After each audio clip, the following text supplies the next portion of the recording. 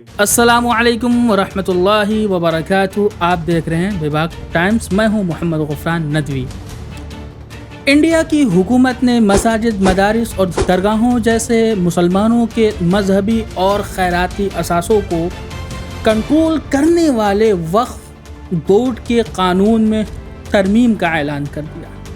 B J پی کی حکومت نے 1995 کے وقف قانون میں ترمیم کا بل اسمبلی میں متعارف کروایا ہے، جس کی مسلمانوں اور حزب اختلاف کی جماعتیں مخالفت کر رہے ہیں. حکومت کی ان ترمیم کو وقف کے املاک کو ریگولیٹ کرنے کی سمت میں بڑے فیصلے کے طور پر دیکھا جا رہا ہے. وقف بورڈ کے قوانین میں کی گئی ترامیم حکومت کو اجازت دیتی ہے کہ وہ از خود یہ متعین کرے کہ کوئی جائیداد وقف کی ملکیت کیسے ہوگی یا ریاستوں میں قائم وقف بورڈ کی تشکیل کیسے ہوگی.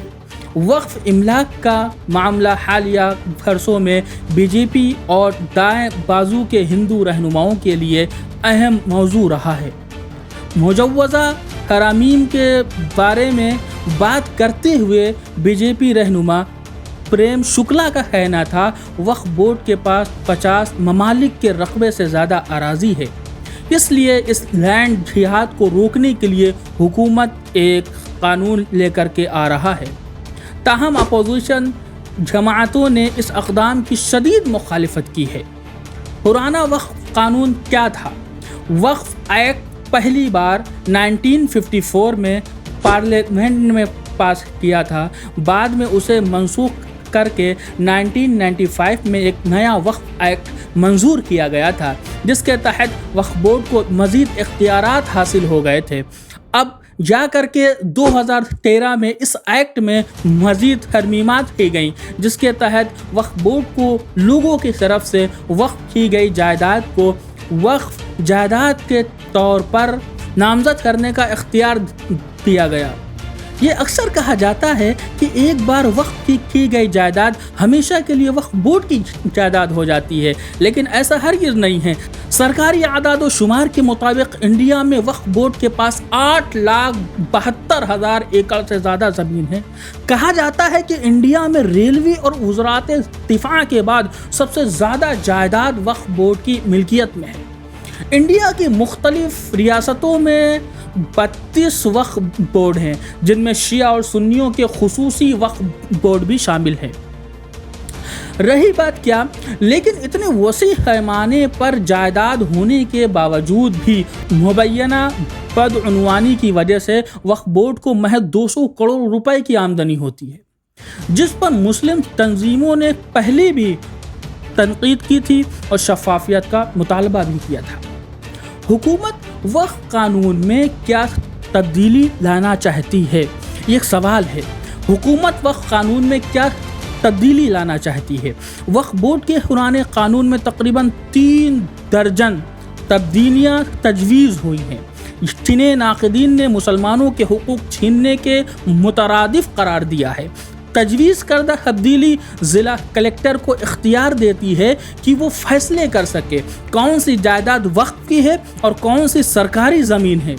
ان ترامیم کا مقصد ظاہری طور پر مرکزی وقف کونسل اور ریاستی بورڈز میں خواتین کی تعداد کو بڑھانا بھی. یہ بل مرکزی حکومت کو اجازت دیتا ہے کہ وہ وقف بورڈ میں ایک غیر مسلم چیف ایگزیکٹو آفیسر اور کم از کم 2 غیر مسلم ممبران کو ریاستی حکومت کے ذریعے تعینات کر سکے. ترامیم کے ذریعے استعمال کے ذریعے وقف کے طریقے کو بھی مکمل طور پر ختم کرنے کی کوشش کی گئی ہے، جس کا مطلب یہ تھا کہ اگر کوئی جائیداد وقف کی استعمال میں ہے تو کاغذات مشتبہ ہونے کی صورت میں بھی وہ زمین وقف کی ملکیت میں ہی رہے گی. واضح رہے کہ کئی معروف اور مالدار مسلمان شخصیات اکثر اپنی جائیداد کے کچھ حصے کو وقف کیا کرتے تھے، لیکن قانونی طور پر وقف کے پاس بہت ساری زمینوں کے کاغذات نہیں اور بہت سی زمینوں کے دستاویزات کھو چکے ہیں، گم ہو چکے ہیں. ان میں سے کئی جائیدادیں یا زمینیں اس زمانے میں وقف کی گئی تھی جب جائیداد کو زبانی طور پر وقف کرنا عام تھا. दस्तावेज़ात का इस्तेमाल आम नहीं था। ऐसे में मिसाल के तौर पर एक मस्जिद को वक्फ नामे की अदम मौजूदगी में भी वक्फ की जायदाद तस्वुर किया जाता था, लेकिन नई मुजव्वज़ा तरामीम के मुताबिक अगर किसी जायदाद का वक्फ नामा मौजूद नहीं तो वक्फ की इस जायदाद की मिल्कियत मुश्तबह तस्वुर की जाएगी। मुजव्वज़ा तब्दीलियों पर तनकीद क्यों हो रही है, ये सवाल है।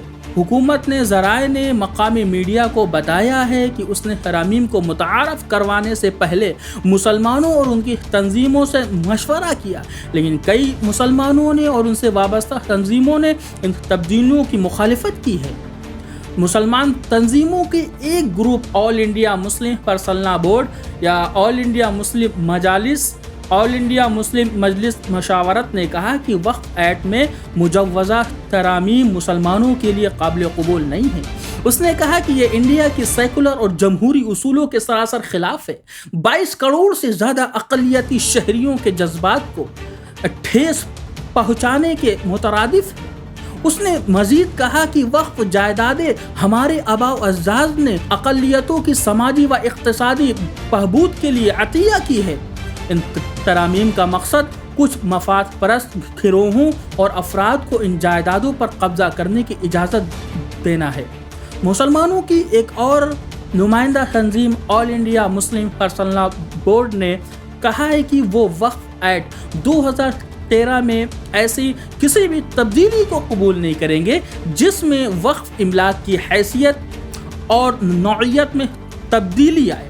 उन्होंने मजीद कहा है कि वक्फ बोर्ड के हुकूक में किसी किस्म की कमी या हदबंदी को भी हरगिज़ कबूल नहीं किया जा सकता है। इस हवाले से ऑल इंडिया मजलिस इत्तेहादुल मुस्लिमीन के सदर असदुद्दीन ओवैसी ने कहा कि हुकूमत वक्फ बोर्ड की खुद मुख्तारी को छीनना चाहती है।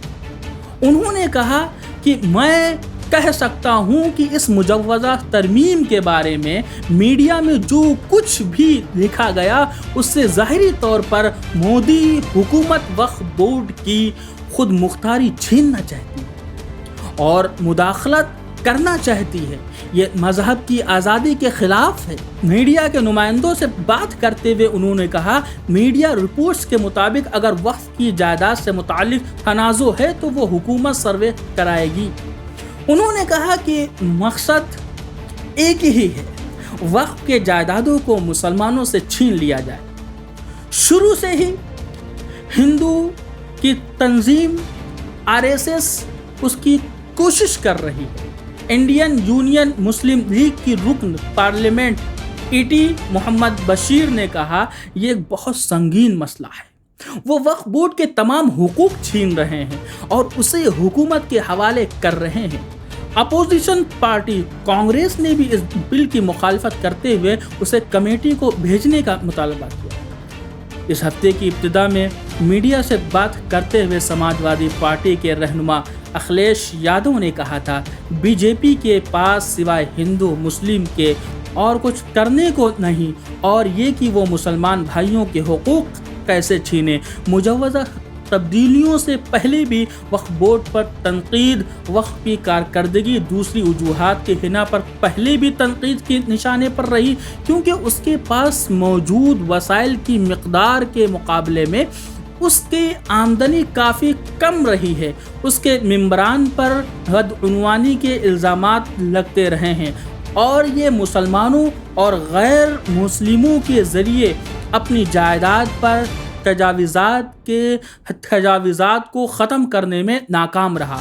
उसकी कई सारी जायदादें तनाज़ों का शिकार रहीं, क्योंकि मुबैना तौर पर उसकी ज़मीनों पर गैर कानूनी तामीरात की गई है। मसलन दिल्ली में कब्रिस्तान की ज़मीन पर एक पार्क का बड़ा हिस्सा मौजूद है। मुंबई में यतीम खाने की ज़मीन पर अंबानी का घर है।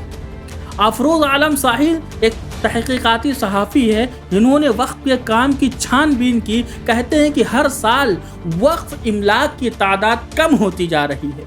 वो दिल्ली की मिसाल देते हुए कहते हैं, दिल्ली वक्फ बोर्ड के साथ RTI से پتہ چلا ہے دہلی میں 500 سے زیادہ قبرستان ہیں، لیکن کچھ مہینوں بعد انہوں نے دوسری RTI درخواست بھیجی تو معلوم ہوا کہ محض تقریباً 400 قبرستان ہی وقف کے ریکارڈ میں ہیں۔ وہ کہتے ہیں کہ اس کے علاوہ بورڈ کے عہدیداروں نے انہیں بتایا ہے کہ شہر میں صرف تقریباً 75 ہی قبرستان ان کی ملکیت میں رہ گئے۔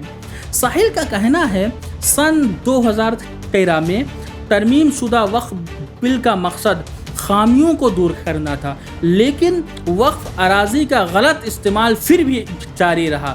ان کا کہنا ہے کہ وقف بورڈ کی ملکیتی جائیدادوں کے بارے میں بہت ساری غلط فہمیاں ہیں۔ سرکاری ڈیٹا بیس کا حوالہ دیتے ہوئے وہ کہتے ہیں یہ جب اپڈیٹ ہو رہا تھا تب اس کی فہرست میں وقف کی جائیدادوں کی تعداد بڑھتی ہوئی نظر آ رہی تھی، لیکن بہت سے لوگوں نے اسے پروپیگنڈا میں تبدیل کر دیا۔ وقف املاک کی تعداد کیسے بڑھ سکتی ہے؟ وہ اس لیے سروے جاری تھا اور اس میں نئے سروے جڑ رہے تھے۔ ساحل کہتے ہیں کہ وقف کی جائیداد پر غیر قانونی قبضے کو لے کر حکومت کبھی بھی سنجیدہ نہیں تھی اور آج بھی نہیں ہے۔ مقصد پہلے بھی اسی آزاد کروانے کا نہیں تھا اور ابھی بھی ایسا ہرگز نہیں ہے۔ دوستو، آج ہم نے وقف بورڈ کے متعلق یہ جو رپورٹ رکھی ہے، مزید اسی طریقے سے رپورٹ پانے کے لیے ہمارے چینل کو سبسکرائب کریں، شیئر کریں، لائک کریں اور ہمارا حوصلہ بڑھائیں۔ السلام علیکم ورحمۃ اللہ وبرکاتہ۔